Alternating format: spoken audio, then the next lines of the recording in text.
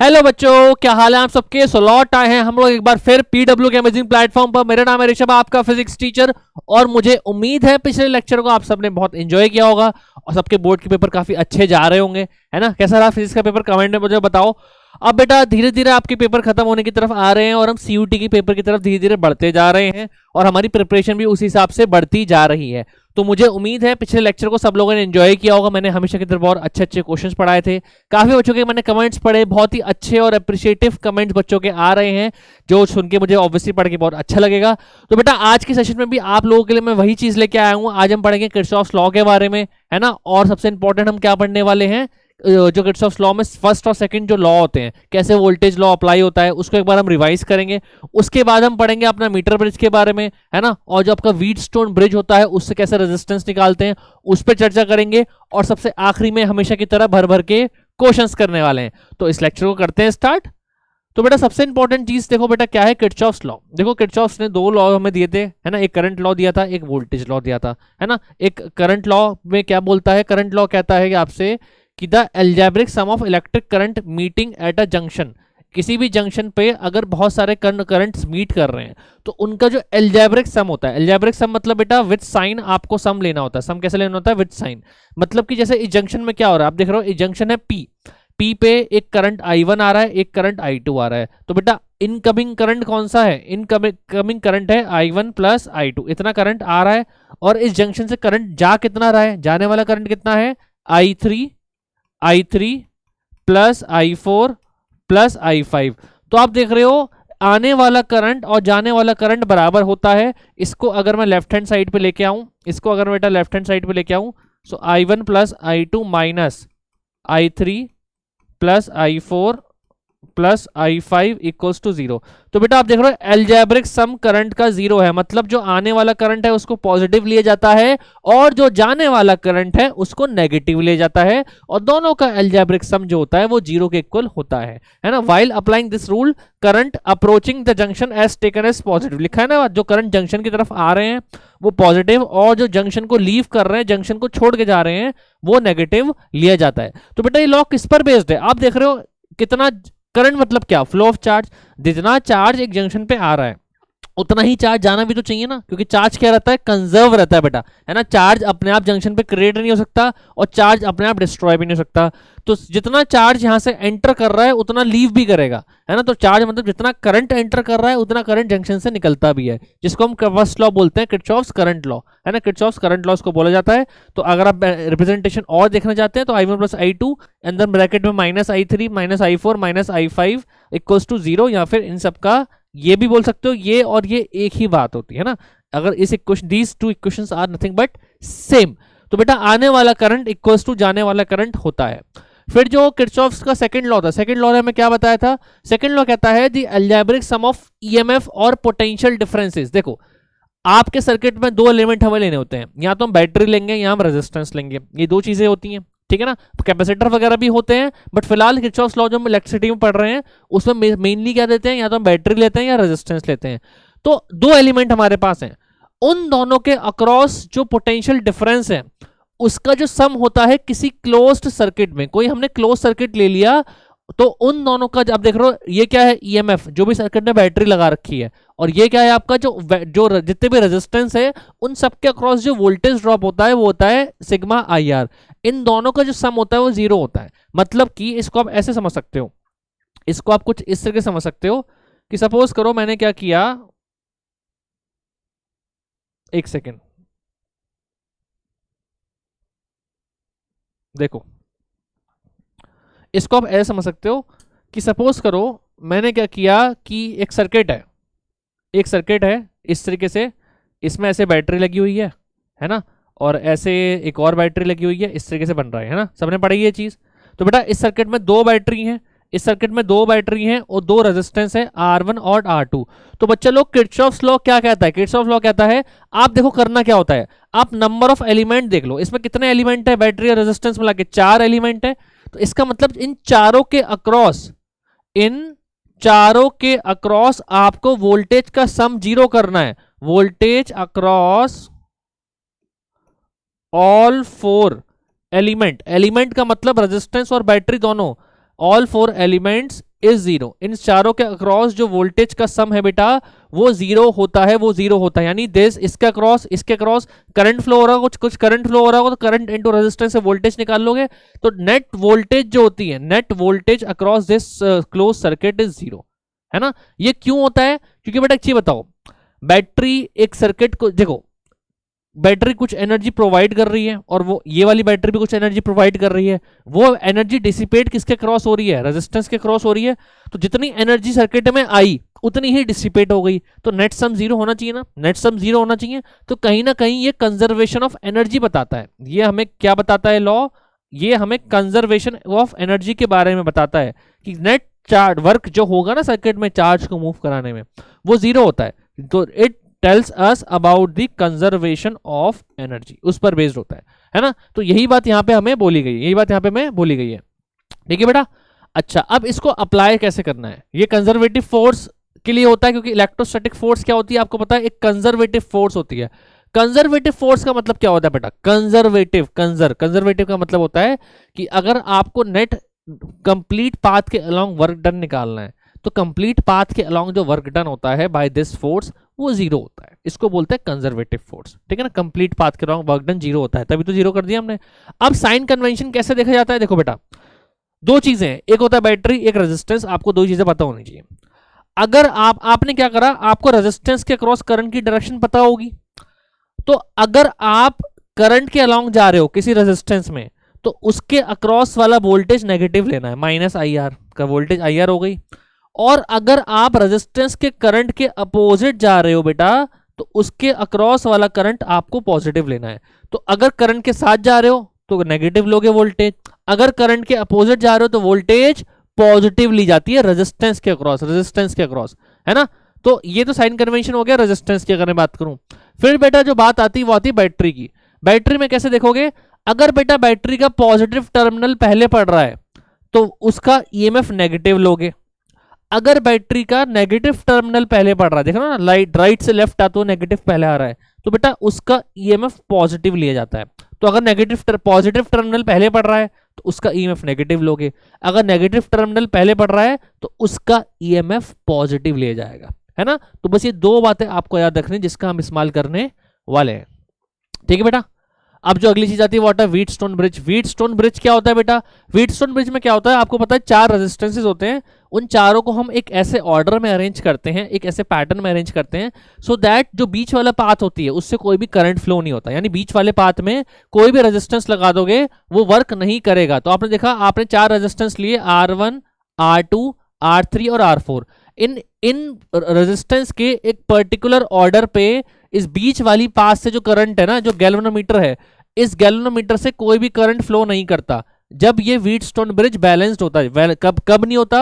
When in balanced condition. ये कब नहीं होता बेटा? बैलेंस्ड कंडीशन में इस बीच वाले रेजिस्टेंस से कोई भी करंट नहीं जाएगा, है ना। बैलेंस कंडीशन में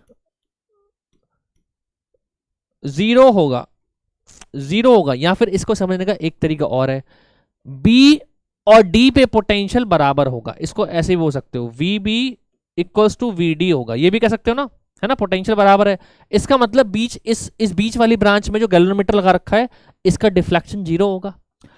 अगर इस बीच वाली, मतलब देखो सिंपल सी बात यह है, इस बीच वाली ब्रांच में आप कुछ भी लगा दो उससे करंट ही नहीं जाएगा, तो वो बेकार है लगाना। इस बीच वाली ब्रांच में कोई भी रेजिस्टेंस लगाना, कोई भी अप्लायंस लगाना बेकार है, क्योंकि भाई उससे करंट ही फ्लो नहीं होगा, क्योंकि बी का और डी का पोटेंशियल क्या है? सेम है। तो यही व्हीटस्टोन ब्रिज की क्या होती है? कंडीशन होती है। जो अगर आपको ड्राइव करना है तो कुछ नहीं करना होता, सिंपल आपने मान लिया कि बैटरी से आई करंट आ रहा है, I1 नीचे जा रहा है, I2 ऊपर जा रहा है, तो बेटा यहां तो करंट जाएगा नहीं, तो I2 ही करंट किससे पास होगा? R4 से पास होगा, और I1 ही करंट I3 से, इससे थर्ड वाले से पास होगा। ये स्टैंडर्ड आर्म होता है, ये स्टैंडर्ड आर्म होता है। मतलब देखो R1 R2 आपने फिक्स कर दिए, R3 जो होता है रियोस्टेट होता है, इसको आप चेंज कर सकते हो अपने हिसाब से, और एक पर्टिकुलर वैल्यू पे आप R4 की एक पर्टिकुलर वैल्यू पे बैलेंस्ड हो गया। तो एक रेशो क्या होता है जब आप इसको ड्राइव करते हो ना किर्चॉफ्स लॉ लगा के, तो इस डेरिवेशन को जब आप सॉल्व करते हो तो किर्चॉफ्स लॉ लगाओगे, तो आप देखोगे जब इसको सॉल्व करोगे कंप्लीट, तो आपके पास एक कंडीशन आ जाएगी। जो कंडीशन होती है वो ये कंडीशन होती है, I1 upon I2 equals to R2 upon R1। Right. ऐसे ही जब आप दोनों इक्वेशन सॉल्व करोगे तो ये दोनों इक्वेशंस को, तो आपके पास ये कंडीशन ड्राइव होकर आ जाएगी। इस कंडीशन को जब आप ऑब्टेन करोगे तो कंडीशन क्या बन रही है बेटा, कंडीशन आपकी ये बन रही है, कंडीशन आपकी बेटा ये बन रही है R2 upon R1 equals to R4 upon R3, R2 upon R1 equals to R4 upon R3, आपकी ये कंडीशन बन रही है। तो जब ये कंडीशन फुलफिल होती है तब व्हीटस्टोन ब्रिज बैलेंस होता है। आपको R1 R2 पता होगा, आपको R3 पता होगा ना, आपने रियोस्टेट से सेट कर दिया, आप R4 की वैल्यू निकाल सकते हो इस इक्वेशन से। तो अननोन रेजिस्टेंस आप कैलकुलेट कर सकते हो व्हीटस्टोन ब्रिज का इस्तेमाल करके, ये बात आपको पता होनी चाहिए। ठीक है, क्लियर है बेटा ये बात? ठीक है।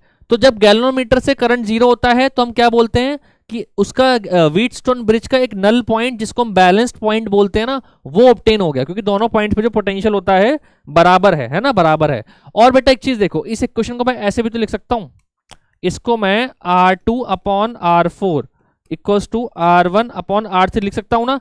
तो इसका मतलब रेजिस्टेंस अगर आप इंटरचेंज भी कर दोगे ना, अगर आप R1 और R4 को इंटरचेंज भी कर दोगे तो भी कोई फर्क नहीं पड़ेगा। अगर आप R1 और R4 को इंटरचेंज कर दोगे ना तो कोई फर्क नहीं पड़ेगा, है ना।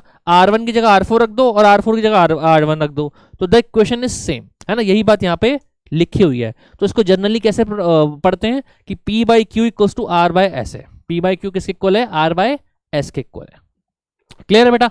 अच्छा, तो ये कंडीशन निकल के आती है P by Q equals to R by S है। तो गैल्वेनोमीटर से जो डिफ्लेक्शन है बेटा, गैल्वेनोमीटर से नेट करंट आपको जीरो मिलेगा, ये बात आपको पता होनी चाहिए, है ना। तो इस वाली ब्रांच को हटा दो, तो आप देख रहे हो P और Q सीरीज में हो गए और R और S सीरीज में हो गए। सो इस सर्किट का जो इन दोनों का effective resistance P plus Q हो जाएगा, है ना, दोनों सीरीज में। इन दोनों का हो जाएगा बेटा R प्लस एस, पढ़ के आए हो ना। अब ये दोनों कैसे हो जाएंगे, पैरेलल में। सो जो इफेक्टिव रेजिस्टेंस बनेगा वो क्या होता है, दो पैरेलल रेजिस्टेंस का, R1 R2 upon R1 plus R2, यही होता है। अब R1 R2 की वैल्यू रखो, R1 R2 की वैल्यू रखो बेटा। R1 कितना है, P प्लस Q, R2 कितना है, R प्लस S, और ये हो जाएगा P plus Q plus R plus S। ये आपका इफेक्टिव रेजिस्टेंस आ गया, this is your effective resistance. Clear है बात? ठीक है, तो ऐसे आप निकाल सकते हो, ऐसे आप कर सकते हो इस सर्किट का इफेक्टिव रेजिस्टेंस। ठीक है बेटा। अब इस पर बेस्ड आता है मीटर ब्रिज। इसको प्रैक्टिकली हम कैसे यूज करते हैं, हमारे पास मीटर ब्रिज एक ऐसा कॉम्बिनेशन है, ये कॉपर की हमने रॉड्स ले रखी हैं, हमने यहाँ पे एक रेजिस्टेंस बॉक्स लगा दिया जिसकी वैल्यू हम चेंज कर सकते हैं। एस जो है वो अननोन रेजिस्टेंस है। एस कौन सा रेजिस्टेंस है बेटा, एक अननोन रेजिस्टेंस है जिसकी वैल्यू आपको कैलकुलेट करनी है, जिसकी वैल्यू क्या करनी है, आपको कैलकुलेट करनी है। तो आप क्या करोगे, देखो बेटा, आपने एक यहाँ पे एक मेटल उसकी एलॉय की वायर लगा दी, यहाँ पे एक जॉकी है, ये गैल्वेनोमीटर है। तो आप क्या करोगे, देखो इसकी एक जो इसकी लेंथ 100 सेंटीमीटर होती है या 1 मीटर होती है, आप इस जॉकी को इस पे स्लाइड करोगे और एक पर्टिकुलर पॉइंट पे गैल्वेनोमीटर का डिफ्लेक्शन हो जाएगा जीरो। तो जो उस पॉइंट को हम बोलेंगे नल पॉइंट। तो हम क्या करेंगे, ये लेंथ हमें मेजर कर लेंगे, ये लेंथ मेजर कर लेंगे। तो बेटा इस वाले पार्ट का रेजिस्टेंस क्या होगा बताओ, P का रेजिस्टेंस क्या हो जाएगा, रो इंटू लेंथ कितनी है L अपॉन इसका एरिया। ऐसे ही बेटा इस वाले पार्ट का रेजिस्टेंस कितना हो जाएगा, P by Q equals to R by S. तो ये Q वाले पार्ट का रेजिस्टेंस कितना हो जाएगा, रो इंटू इसकी लेंथ कितनी है 100 माइनस L अपॉन ए। तो बेटा अगर मैं कंडीशन सेटिस्फाई करूं तो मैंने बताया था P by Q equals to R by S होता है। P कितना है बेटा, rho L upon A, Q कितना है, rho 100 minus L upon A, right. R आपको पता होगा और S अननोन रेजिस्टेंस आपको निकालना है। तो बेटा रो बाय ए से rho by A cut, L upon 100 minus L equals to R by S आ गया। तो बच्चा लोग यहां से S निकाल सकते हो। हाँ जी, आ रही है बात समझ, कहाँ पे ध्यान है? मुझे पता है बेटा फोन में इंस्टाग्राम मत चलाना फिलहाल, है ना, अभी पढ़ाई का टाइम है, क्लास के बाद कर लेना ना, क्लास के बाद कर लेना। मुझे पता है आप लोग शैतान बच्चे हो, मानोगे तो नहीं, है ना, मानोगे तो नहीं।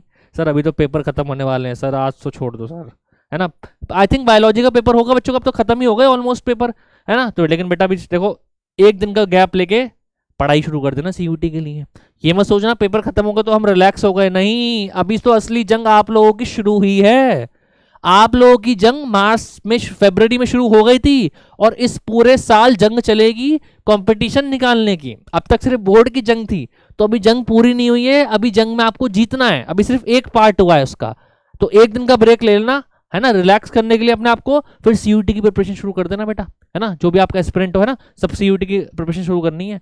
तो यहां से L पता होगा, एल की वैल्यू रखोगे, आर पता होगा, इसमें रखोगे, आपके पास एस आ जाएगा जो कि हमारा अननोन रेजिस्टेंस होता है।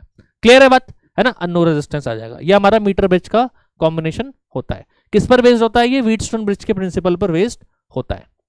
क्लियर है बात, ठीक है। चलो, तो ये कंडीशन मैंने आपको ड्राइव करवा दी, है ना, R 100 minus L upon L into R, तो यहाँ से आप कर सकते हो, है ना, यही कंडीशन मैंने आपको सारी चीजें ड्राइव करा दी, है ना। आप रेजिस्टेंस पर यूनिट लेंथ का कंसेप्ट भी यूज कर सकते हो, कोई प्रॉब्लम नहीं है। आपको लेंथ पता है तो इसको आर से मल्टीप्लाई करोगे तो पी हो जाएगा, ये एल होगा यहाँ पे ना, ये एल है बेटा, ये 1 नहीं है, इसको एल मान के चलना। 100 माइनस एल ये हो गया, तो ये पी बाई क्यू यहाँ से भी निकाल सकते हो। तो ये भी एक तरीका करने का है, जो मैंने करा है वो भी एक तरीका करने का है। दोनों में से जो आपको अच्छा लग रहा हो, जो आपकी श्रद्धा हो, वो कर लो। क्लियर है, चलें फिर आगे बैलेंस कंडीशन वाला। चलो जी, अब आते हैं फाइनली क्वेश्चंस पर, जिसके लिए बच्चे इंतजार कर रहे थे, है ना। फाइनली क्वेश्चन वाले पार्ट पे हम मूव करते हैं। तो बेटा क्वेश्चन मैं जैसा हमेशा कहता हूं बेटा, पॉज करके क्वेश्चन पहले खुद ट्राई करना। जब तक बच्चा लोग खुद क्वेश्चन नहीं करोगे ना बेटा, तब तक क्वेश्चन आता नहीं है, मैं आपको सही बता रहा हूँ। पहले खुद क्वेश्चन करा करो, उसके बाद पॉज करके ट्राई करना, है ना, उसके बाद पॉज करके ट्राई करना। चलो जी, ट्राई करो, ट्राई करो सब लोग। कर लिया पॉज, कर लिया ट्राई, है ना, कर लिया। चलो अब हम आते हैं, वो कह रहा है इफेक्टिव रेजिस्टेंस बताना है ए और बी के बीच में। कैसे होगा सर? देखो बेटा, कैसे करेंगे इसको, सिंपल सी बात है। ये ना सीरीज से हो रहा है ना पैरेलल से हो रहा है, इसमें वो तरीका तो लगेगा नहीं, ये बात तो आपको साफ साफ दिख रही है ना। देखो, ए और बी के बीच में आपसे रेजिस्टेंस पूछा है, तो एक काम करो, देखो ये सर्किट पूरा सिमेट्रिक है। अगर मैं एक लाइन बनाऊं, ये हमारी लाइन ऑफ सिमेट्री है, तो सर्किट, इस लाइन का जो लेफ्ट हैंड वाला पार्ट है वो मिरर इमेज है राइट हैंड वाले पार्ट का। तो मतलब ये वाला पार्ट इसका मिरर इमेज है, या फिर ये वाला पार्ट इस सर्किट का मिरर इमेज है। जो लेफ्ट वाला है वो राइट वाले का मिरर इमेज है ना, सिमेट्री है, सिमेट्री है। अब बेटा एक चीज देखो, जब ऐसा केस होता है ना, तो आप देख रहे हो इन दोनों जो पॉइंट्स का जो पोटेंशियल है वो क्या होगा, वो बराबर होगा। मतलब कि ये इसका मिरर इमेज है ना, तो बेटा यहां से सपोज करो 2 एम्पेयर करंट आया, मैं एग्जांपल लेके चल रहा हूं, तो बेटा ये 2 एम्पेयर करंट ऐसे आके सीधा यहां पास होगा, वो इसमें नहीं जाएगा, क्योंकि सर्किट सिमेट्रिक है।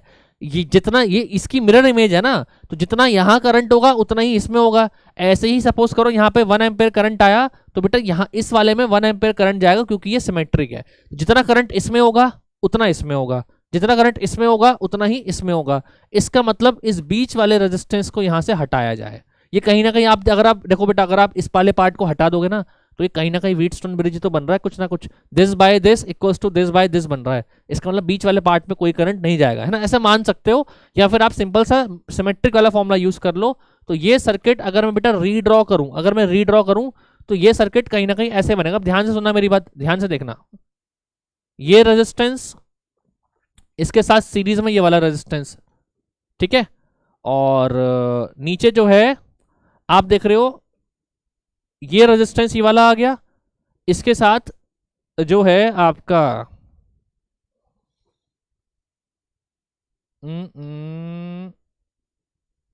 हाँ ये दोनों सीरीज में है ना, ठीक है ठीक है, इसको बनाते हैं, रुको इसको बनाते हैं। ये रेजिस्टेंस देखो आ गया, ठीक है, ये वाला रेजिस्टेंस ऊपर वाले दोनों आ गए, ठीक है। अच्छा, अब इस वाले पॉइंट से मुझे लेना, ये पॉइंट मेरा ए है, ये पॉइंट ए है ना, ए से मुझे ये दोनों रेजिस्टेंस ऐसे कनेक्ट करना है इस तरीके से। ये रेजिस्टेंस तो हटा दूं, तो ये कुछ ऐसे बनेगा, देखो ऐसे, ये दोनों रेजिस्टेंस ये आ गया, ये आ गया, है ना, और इन दोनों के पॉइंट से एक और रेजिस्टेंस ऐसे कनेक्टेड है, एक और रेजिस्टेंस ऐसे कनेक्टेड है, और इन दोनों के पॉइंट से एक और रेजिस्टेंस ऐसे कनेक्टेड है।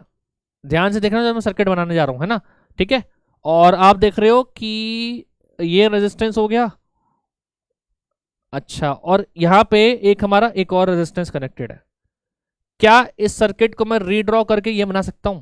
देखो जरा ध्यान से, अगर इसको हटा दो, अगर इस वाले को हटा दो, ये दोनों ये आ गए, ये दोनों ये आ गए, ये वाला रेजिस्टेंस ये आ गया, ये वाला रेजिस्टेंस ये आ गया, ये वाला रेजिस्टेंस ये आ गया, और ये वाला रेजिस्टेंस ये आ गया। तो इस सर्किट को मैं ऐसा बना सकता हूं, है ना, क्योंकि सिमेट्रिक है ना, सिमेट्रिक है।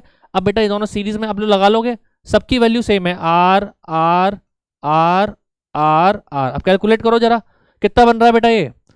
इसका अगर मैं बनाऊं, अभी भी इक्विवेलेंट बनाऊं, तो कहीं ना कहीं इक्विवेलेंट कुछ ऐसा बनेगा।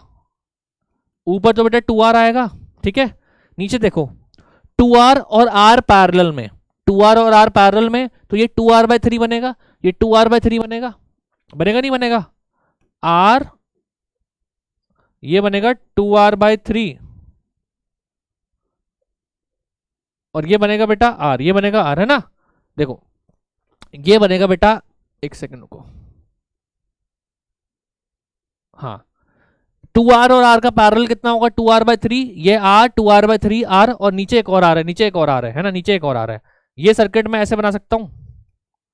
बताओ जरा, बन जाएगा ऐसे? क्या ये सर्किट मैं ऐसे बना सकता हूं? हाँ जी बेटा, अब तो हो गया। अब ये तीनों सीरीज में है, यानी इस सर्किट को भी आप कैसे बना सकते हो? अब R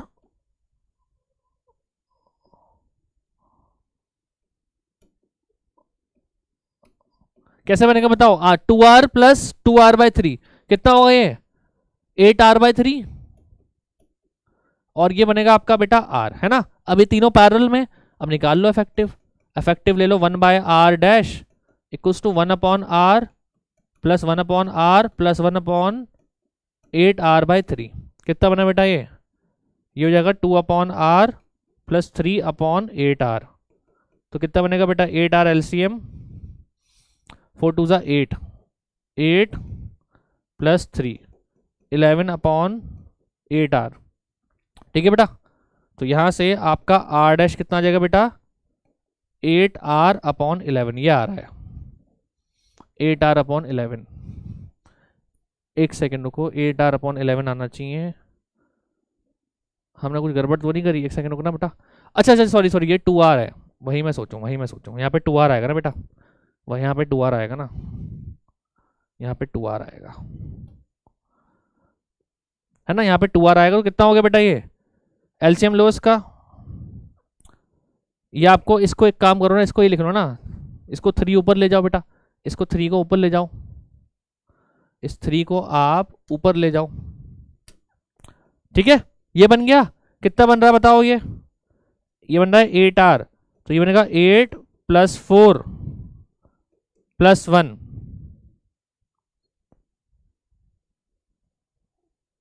प्लस 3। ठीक है, तो 15/8r, तो 8r/15 आ रहा है,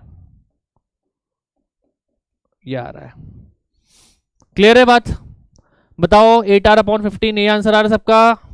हाँ जी बच्चों, 8r/15 बी ऑप्शन सबका आ रहा है।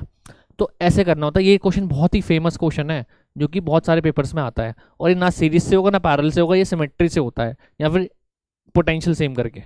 क्लियर है? चलें फिर आगे, अगला क्वेश्चन। अरे सर क्या खतरनाक क्वेश्चन लेके आया हो सर। ए और बी के बीच में इफेक्टिव रेजिस्टेंस बताना है, कैसे करेंगे बताओ? कैसे करेंगे? पॉज के ट्राई करा सबने? देखो बेटा, ये भी वही क्वेश्चन है जो अभी किया है कुछ कुछ। अगर मैं बेटा, सिंपल सी बात है, यहां पे एक स्ट्रेट लाइन बनाऊं, अगर मैं बीच में एक स्ट्रेट लाइन बनाऊं, तो आप देख रहे हो लेफ्ट वाला पार्ट राइट वाले पार्ट का मिरर इमेज है। इसका मतलब क्या है? यहां से सपोज करो 2 एम्पेयर करंट आ रहा है, तो यहां बेटा 2 एम्पेयर जाएगा। यहां से अगर 1 एम्पेयर करंट आ रहा है, तो इससे भी 1 एम्पेयर जाएगा। यहां से अगर 3 एम्पेयर करंट आ रहा है, तो यहां से भी 3 एम्पेयर जाएगा। I am just taking an example, actual में कुछ भी हो सकता है ना, हमें नहीं पता, बैटरी पे डिपेंड करेगा। तो इसका मतलब ये रेजिस्टेंस का होना बेकार है और इस वाले रेजिस्टेंस का भी होना बेकार है। इससे करंट जा ही नहीं रहा ना, इससे करंट जाएगा, है ना? तो सर्किट कितना आसान हो गया, कितना आसान हो गया बेटा। देखो क्वेश्चन कितना आसान हो गया। अब यानी कि ये दोनों पार्ट हमारे सीरीज में है, क्योंकि भाई इनसे करंट जा रहा है सेम, और ये दोनों पार्ट भी सीरीज में है भाई, क्योंकि इनसे करंट जा रहा है सेम, और ये वाले पार्ट भी सीरीज में है भाई, क्योंकि इनसे करंट जा रहा है सेम सेम। आ गई बात समझ? R R R R R, है ना? R R R, triple R बन गया, है ना? ट्रिपल आर ऑस्कर बन गया हमारा। ठीक है, क्लियर है? तो बेटा ये क्या बनेगा? ये 2r, ये 2r, ये 2r, ये सब पैरेलल में है, तो 1/2r plus 1/2r plus 1/2r, ये बनेगा 3/2r। सो इफेक्टिव रेजिस्टेंस कितना आ गया बेटा? 2r/3 आ गया। लो जी, खत्म बात। कौन सा ऑप्शन करेक्ट है? B option. आई बात समझ? ठीक है, तो सिमेट्री से एक झटके में हो गया, वरना सीरीज पैरेलल तो आप लगाते रह जाते हैं, कुछ होता ही नहीं इसमें। तो देखो रेजिस्टेंस निकालने का ना बहुत सारे तरीके होते हैं, कहीं पे सीरीज, कहीं पे पैरेलल, कहीं पे व्हीटस्टोन ब्रिज, कहीं पे किरचॉफ लॉ का यूज करके भी रेजिस्टेंस निकालते हैं, कहीं पे सिमेट्री से निकालते हैं। तो बहुत मेथड्स हैं, आपको ये जज करना आना चाहिए कौन सा मेथड इस क्वेश्चन में लगेगा। और ये चीज सिर्फ प्रैक्टिस के साथ आती है, ये चीज कोई आपको ऐसे बता के सिखा नहीं सकता, खुद देखना पड़ता है ना, खुद देखोगे तब चीजें बनेंगी। क्लियर है बात? चलें फिर आगे, चलें फिर आगे। अगला क्वेश्चन आ जाओ जी। अरे सर एक और धमाल क्वेश्चन। अरे सर देखो भाई, वो कह रहा है इफेक्टिव रेजिस्टेंस बताना है ए और बी के बीच में। अब सुनो मेरी बात, ए और बी के बीच में आपको इफेक्टिव रेजिस्टेंस बताना है। देखो बेटा, कहीं ना कहीं इसमें भी मुझे वही चीज दिख रही है। क्या आप देख पा रहे हो जो मैं देख पा रहा हूं कि सर इन दोनों पॉइंट्स के बीच का पोटेंशियल तो कुछ होगा ही नहीं, ये भी सिमेट्रिक है ना। कहीं ना कहीं आप देख रहे हो ये व्हीटस्टोन ब्रिज ही बन रहा है, ये सर्किट कहीं ना कहीं बेटा व्हीटस्टोन ब्रिज ही तो बन रहा है। इसका मतलब this by this equals to this by this follow हो रहा है। बीच वाला पार रेजिस्टेंस हटा दो क्योंकि इन दोनों पॉइंट्स का पोटेंशियल सेम रहेगा। तो इसका मतलब क्या हुआ, ये सर्किट किसके इक्वल बन गया, ये सर्किट कहीं ना कहीं ये बन गया, ये दोनों इस तरीके से, है ना। और ये तीसरा वाला, ये तीसरा वाला, ठीक है। आर आर आर आर और आर, ये बन रहा है, ठीक है बेटा। अब ये दोनों सीरीज में 2R और R, सो इफेक्टिव कितना बनेगा बेटा 1/2R। ये हो जाएगा साफ साफ आपको दिख रहा है 1/2R प्लस 1/2R, ये 1/R और ये नीचे वाला 1/R, सो ये 2/R। सो इफेक्टिव कितना आ गया बेटा R/2 आ गया, खत्म बात, R/2 आ गया, बी ऑप्शन। सिंपल सा क्वेश्चन है ना, ये बोर्ड में भी बहुत आता है क्वेश्चन ऐसा। क्लियर है? ठीक है बेटा। चलो जी अगला क्वेश्चन, अगला क्वेश्चन। अरे अब आ गया किरचॉफ्स लॉ से क्वेश्चन। सुनो ध्यान से पढ़ो क्वेश्चन को, ट्राई करो, पॉज करके ट्राई करने का एवरीबॉडी। वो कह रहा है दो बैटरीज है 4 वोल्ट और 8 वोल्ट की, इंटरनल रेजिस्टेंस 1 ओम और 2 ओम है, are connected with a circuit of resistance 9 ohm. 9 ohm से मैंने उन बैटरीज को कनेक्ट कर दिया, कनेक्ट उन दोनों को कर दिया कनेक्ट। आपसे बोला है करंट और पोटेंशियल डिफरेंस बताना है पी और क्यू के बीच में, कितना करंट फ्लो कर रहा है और कितना पोटेंशियल फ्लो कर रहा है। अब देखो बेटा, मैं रेजिस्टेंस या मैं करंट कुछ भी मान लेता हूं, कोई फर्क नहीं पड़ता। मैं बोलता हूं कि भाई करंट ऐसे आई फ्लो हो रहा है, मुझे नहीं पता अपोजिट होगा तो नेगेटिव आ जाएगा।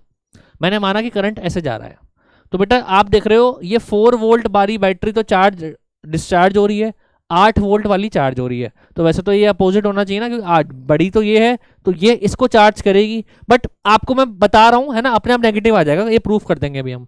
यहां से करंट कितना जाएगा बेटा आई जाएगा, इससे भी आई करंट फ्लो हो रहा है और यहां से करंट आएगा आई। सर्किट पाथ कंप्लीट हो गई।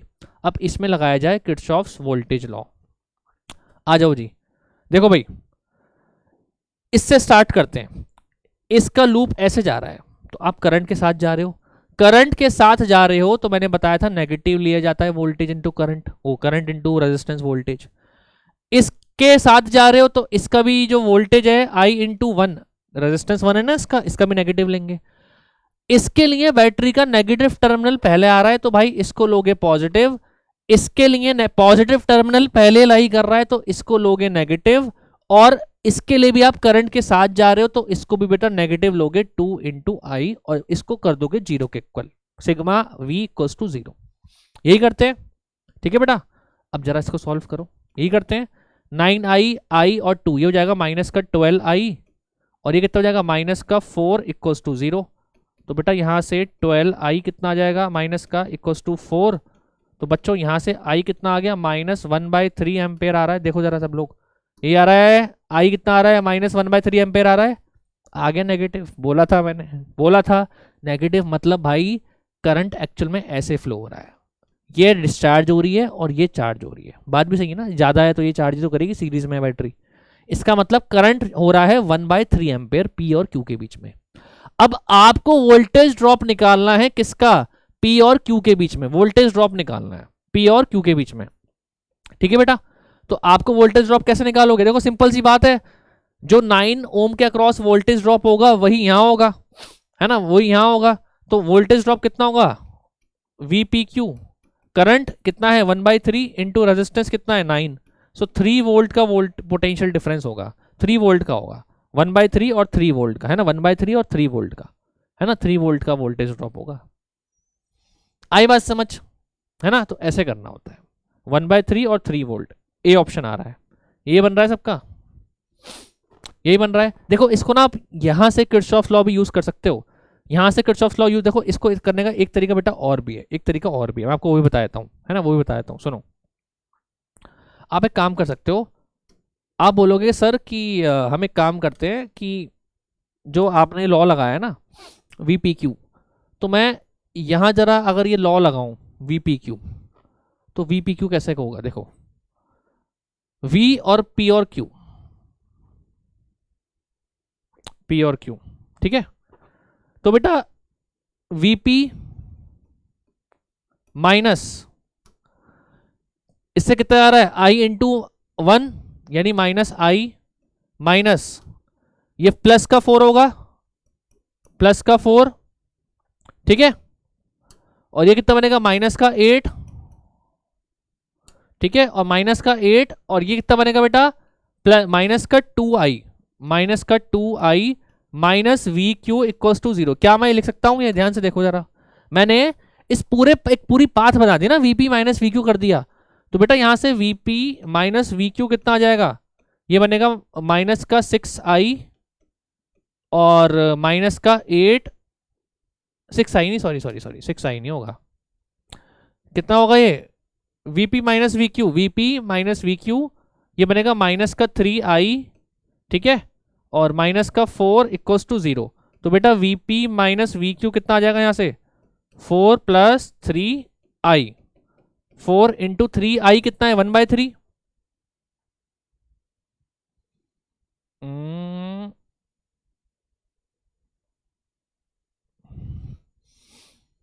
एक सेकेंड, 8 माइनस 4 और 2I और 3I, तो सही किया ना हमने, है ना, ये 1I है, ये 2I है।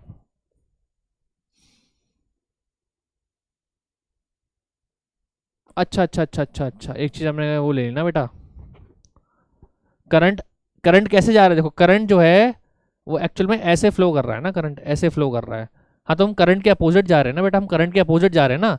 करंट कैसे फ्लो कर रहा है, करंट ऐसे जा रहा है हमारा, हम लूप में ऐसे चल रहे हैं, तो ये दोनों पॉजिटिव लेने थे, ये दोनों पॉजिटिव लेने थे यहाँ पे, है ना, इन दोनों को पॉजिटिव लेना था यहाँ पे, I और ये 2I, ठीक है, क्लियर है बात।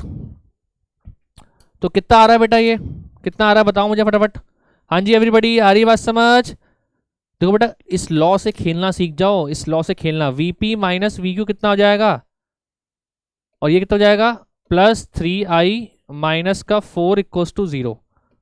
तो VP माइनस VQ कितना हो जाएगा, प्लस I कितना निकाला पीछे, I निकाला है 1/3, है I निकाला है 1/3, है ना, I निकाला हमने 1/3, क्लियर है।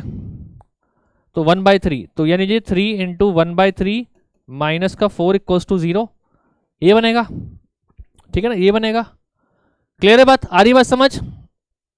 4 माइनस 8 करेंगे क्योंकि हम ऐसे जा रहे हैं, ऐसे जा रहे हैं, है ना, इसके लिए हम करंट के अपोजिट में जा रहे हैं, तो ये ऐड होगा, ये ऐड होगा, ये माइनस होगा, और इससे भी करंट कैसे जा रहा है बेटा, इससे भी जो करंट है वो अपोजिट जा रहे हैं, करंट के अपोजिट, तो ये 2I नेगेटिव पॉजिटिव ले जाएगा, 2I जो है पॉजिटिव ले जाएगा, तो मैंने पॉजिटिव ले लिया, है ना, VP minus VQ, VP minus VQ, है ना, तो यहां से कितना आ रहा है बेटा VP माइनस VQ कितना आ रहा है, ये 4 माइनस ये 3 आ गया, 3 वोल्ट आ गया, पोटेंशियल डिफरेंस 3 वोल्ट आ गया, क्लियर है, 3 वोल्ट आ जाएगा, आई बात समझ। तो ये भी एक तरीका है करने का ना, ये भी एक तरीका है करने का, इफ यू वांट तो आप कर सकते हो।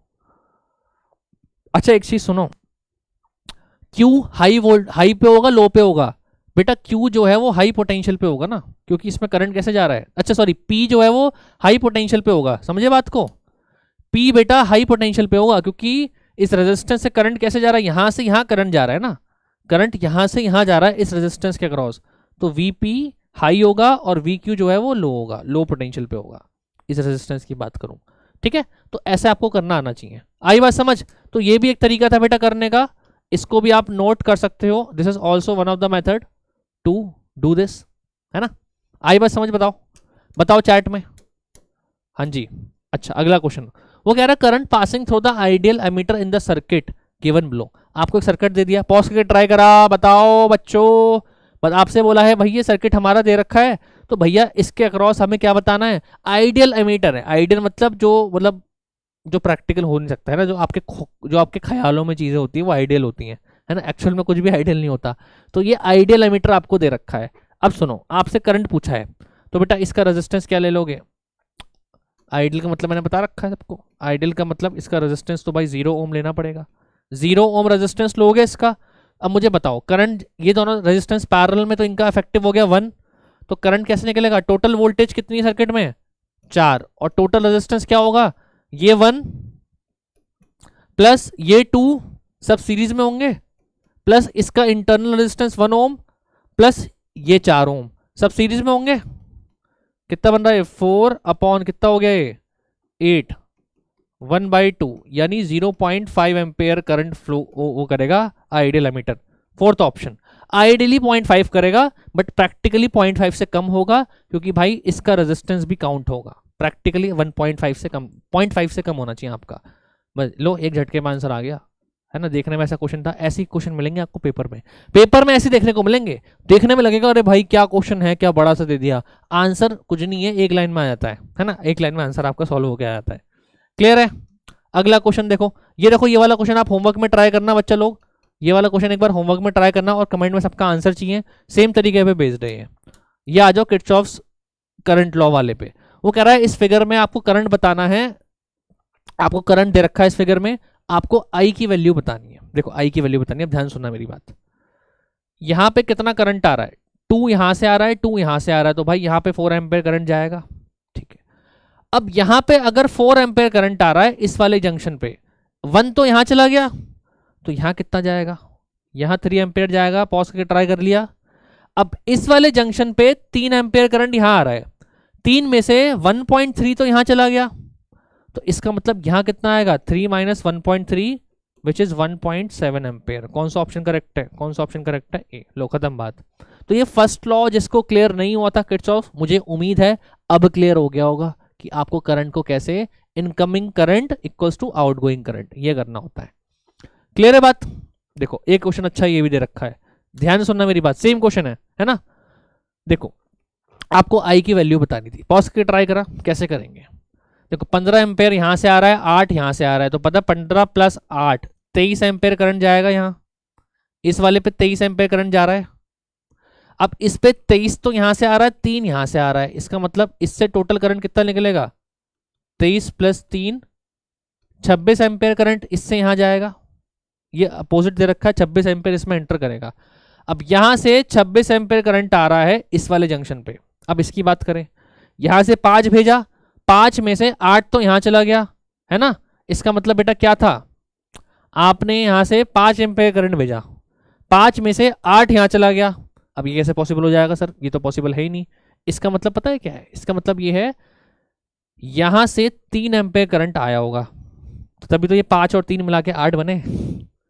सोचो सोचो ना, यहां से जा तो सकता ही नहीं ना, पहली 8 भेज दिया आपने, तो यहां पे देना पड़ेगा करंट। 26 में से 3 एम्पेयर तो बेटा यहां चला गया, तो इसका मतलब यहां कितना जाएगा?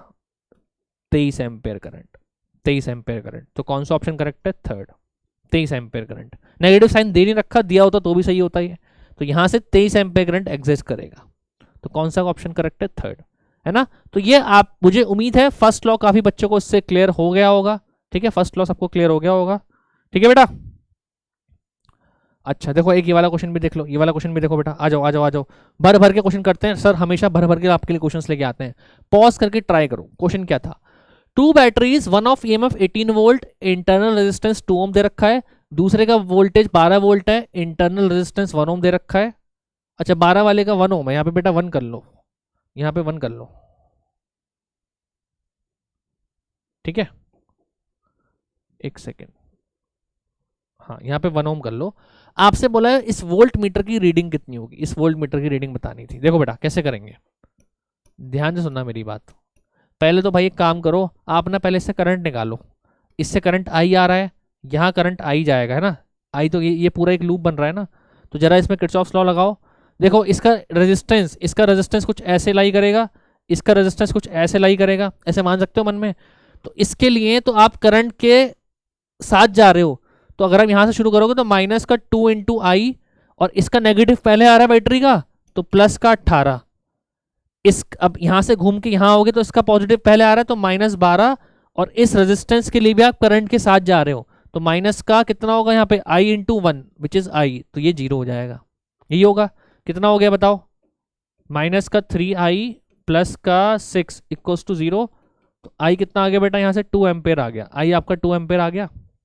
ठीक है, अब इसके अक्रॉस वोल्टेज ड्रॉप निकाल लोगे, कौन सी इक्वेशन बताई थी मैंने, v equals to E minus I into R, ये पढ़ी थी हमने। हाँ जी, e कितना है 18 माइनस आई कितना है 2 इंटू आर है 2, सो 18 माइनस 4 14 वोल्ट आपका वोल्टेज ड्रॉप आ रहा है, जो टर्मिनल वोल्टेज है ना। आपसे देखो एक्चुअली पूछा क्या है ना, एक्चुअल में आपसे टर्मिनल वोल्टेज ही पूछा है। जो वोल्ट मीटर क्या देगा आपको, वोल्ट मीटर आपको टर्मिनल वोल्टेज ही तो देगा, तो this is nothing but the terminal voltage. Clear है बात, this is nothing but the terminal voltage, fourth option correct है। क्लियर है, ठीक है बेटा, ओके चलो फिर इतना ही करते हैं हम लोग, है ना। मुझे उम्मीद है बच्चों ने सेशन को एंजॉय किया होगा, बहुत सारी हमने क्वेश्चंस करें आज की क्लास में, कंसेप्ट भी रिवाइज करें। तो बेटा पढ़ाई करते रहो, अब सीयूटी की प्रिपरेशन स्टार्ट कर दो, बोर्ड ऑलमोस्ट खत्म हो चुके हैं अब, है ना। तो बस यही सारी चीजें करते रहो, और देखो अच्छे अच्छे क्वेश्चंस एमसीक्यू प्रैक्टिस करो, मैं भी आपको करा रहा हूँ, आपको डीपीपीज वगैरह भी मिल जाएंगी, है ना, हमारे जो बैच वगैरह में चीजें मिलेंगी, है ना। सीयूटी का बैच हम लोगों ने लॉन्च किया है, तो ये सारी चीजें आपको बस भरोसा रखो सर के ऊपर और सारी चीजें करते रहो। काफी बच्चे आप में से बोर्ड बूस्टर वाले भी होंगे जिनको मैंने पढ़ाया था, तो उन्हें पता होगा कि सर कैसा पढ़ाते हैं और कितना पेपर में आया हुआ है। कमेंट में बताओ मुझे कौन कौन बोर्ड बूस्टर से आया हुआ है यहाँ पे देखने के लिए, है ना। तो मिलते हैं आप सबसे नेक्स्ट लेक्चर में, तब तक के लिए ऑल द बेस्ट, बाय।